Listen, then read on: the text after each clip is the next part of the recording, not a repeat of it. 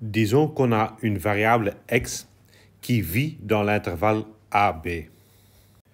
Pour créer les données groupées, on va découper l'intervalle en g parties.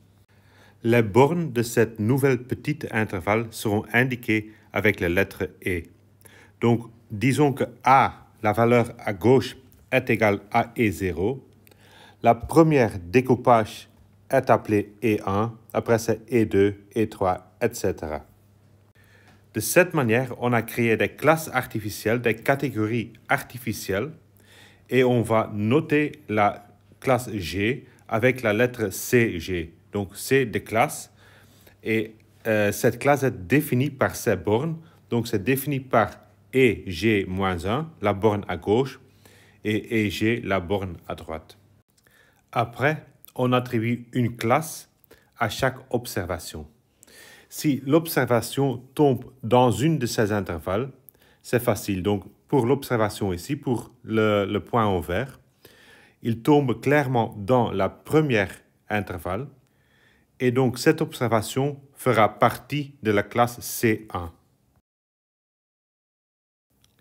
De même manière, cette nouvelle observation ici fait partie de la classe CG. Mais quoi faire quand l'observation tombe sur une des bornes?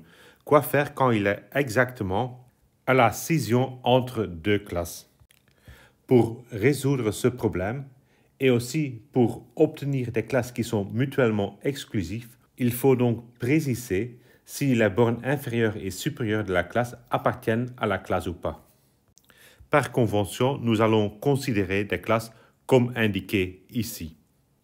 Pour les classes CG, la borne inférieure EG-1 fera pas partie de la classe. La classe supérieure EG fera partie de la classe. Il y a une exception, c'est la première catégorie. Pour la première catégorie, les deux bornes seront inclus. La longueur de l'intervalle, donc EG-EG-1, sera appelée l'amplitude de la classe. Le centre de la classe est défini comme le moyen des deux bornes. Donc, c'est la borne inférieure plus la borne supérieure divisée par 2. Chaque classe est donc caractérisée par ces deux bornes, par le centre, l'amplitude, mais aussi par l'effectif qui correspond à cette classe. On va noter NG pour l'effectif de la classe CG. Retournons à l'exemple de l'indice de richesse. Et on voudrait repartir l'ensemble des données dans des classes d'amplitude 10.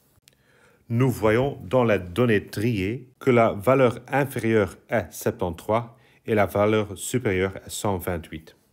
D'habitude, les classes seront définies d'une manière intuitive ou d'une manière simple. Donc, on va prendre 6 classes d'amplitude 10 et les classes seront 70 à 80, 80 à 90, jusqu'à 120 à 130.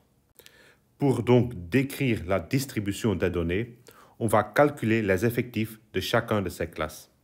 Il y a deux observations entre 70 et 80, donc l'effectif N1 est égal à 2.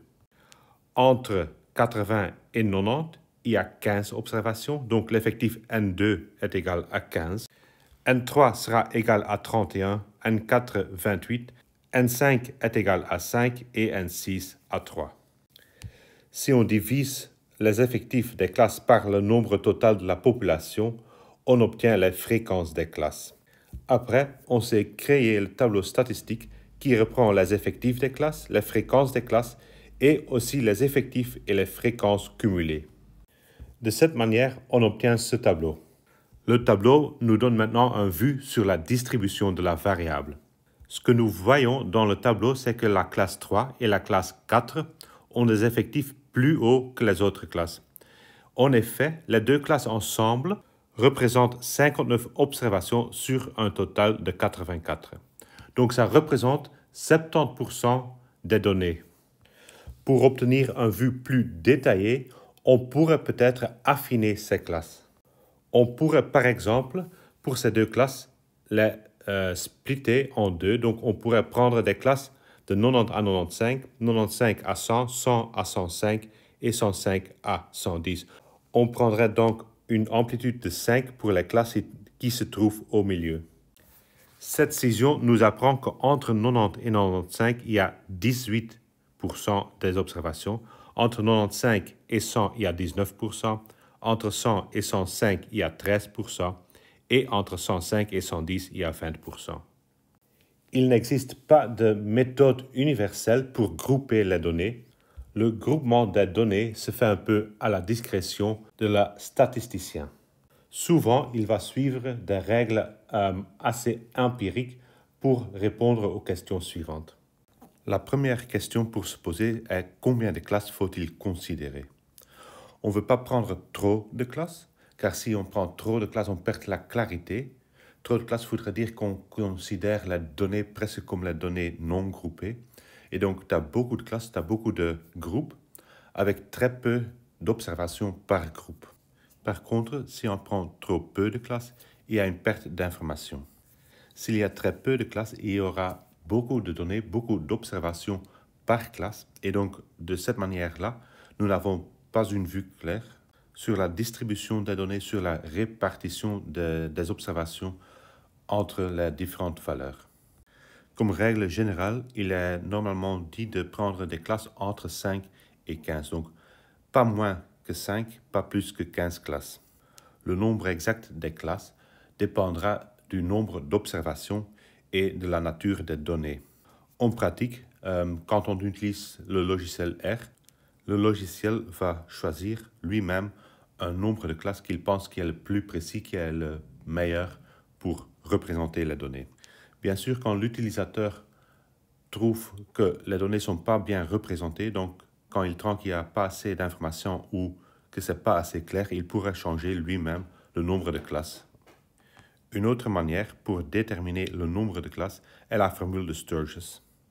Basée sur l'effectif de la population, on calcule une valeur K et on prend le nombre de classes, le plus petit nombre entier qui est supérieur ou égal à K. Par exemple, pour l'indice de richesse, on avait 84 observations. On calcule K. K est 7,41 et donc le nombre de classes à utiliser est le premier nombre entier supérieur à cette valeur, donc le nombre de classes sera 8. La deuxième question est si on va utiliser des classes avec les mêmes amplitudes ou pas. Normalement, donc le cas de base est qu'on utilise les mêmes amplitudes. C'est le cas le plus simple, car si on va utiliser des longueurs différentes, ils seront des difficultés supplémentaires dans les représentations graphiques et dans l'interprétation. Mais comme nous avons fait dans l'exemple, on pourrait dévier de ces règles générales. On pourrait par exemple scinder des catégories avec trop d'observations ou on pourrait regrouper des catégories avec très peu d'observations. Et finalement, comment on va choisir la borne des classes? Souvent, on prend la borne inférieure, donc la première borne inférieure, égale à l'observation la plus petite, et la dernière borne supérieure à l'observation la plus grande. Mais on pourrait aussi choisir des autres valeurs, des valeurs proches, afin d'avoir des bornes qui sont plus jolies, comme dans l'exemple où notre observation la plus petite était 73, mais on avait choisi une borne de 70 pour aller de 70 à 80, 80 à 90, etc. Remarquez que dans certains cas, le statisticien n'a pas la main pour effectuer le groupement lui-même. Par exemple, quand il y a du big data ou quand il doit analyser des données officielles et donc confidentielles. Un exemple de données confidentielles sont les revenus des contribuables belges. Donc, à ce moment-là, on n'a pas accès aux revenus individuels, mais on peut télécharger un tableau des effectifs et des fréquences de ces revenus. On a donc accès au tableau effectif et on doit utiliser le groupement qui a été utilisé par l'État. Le tableau original contient un regroupement défini par l'État. Le nombre de personnes ou de revenus considérés est autour de 5 millions. En vue de cette population, la formule de Sturges nous propose d'utiliser 23 classes. Le tableau ici a essayé de faire un regroupement des revenus en 24 classes. Donc proche du nombre proposé par la formule de Sturges. Vous voyez que dans le tableau, il y a des classes d'amplitude différentes, classes d'amplitude de 1000, de 2000, de 5000, de 10 000, de 15 000 et de 30 000 euros. En plus, vous voyez que la borne inférieure est inclue dans la classe, mais la borne supérieure n'est pas inclue. C'est donc contrairement à notre convention, mais c'est bien possible de choisir comme ça. Vous voyez aussi que la dernière classe n'a pas de borne supérieure, donc c'est une classe non bornée. Et donc, basé sur le tableau effectif d'origine, on a créé ce tableau-ci. On a recalculé les effectifs simplement par sommer les effectifs dans les classes originales. Et on a recalculé les pourcentages, donc les fréquences par classe. Remarquez aussi qu'ici, les fréquences sont données en forme de pourcentage et pas en forme de proportion. À partir de 2005, l'Office National Statistics Belgium a proposé un découpage plus fin et ce serait un découpage en classe d'amplitude de 1000 euros. De cette manière, les tableaux communiqués depuis 2005 ont 101 classes. Les 100 premières ont une amplitude de 1000, donc des tranches de revenus de 1000 euros. La dernière classe est non bornée, donc elle reprend tous les revenus qui sont supérieurs à 100 000 euros. Clairement, quand les données sont fournies en groupe préchoisi, la marge de manœuvre est limitée. Il n'est pas nul, on peut encore faire des regroupements, mais on ne sait pas scinder des classes prédéfinies. Nous verrons dans la suite qu'il faudra s'adapter au format imposé et donc on doit accepter de parfois estimer certains résumés statistiques au lieu de les calculer exactement.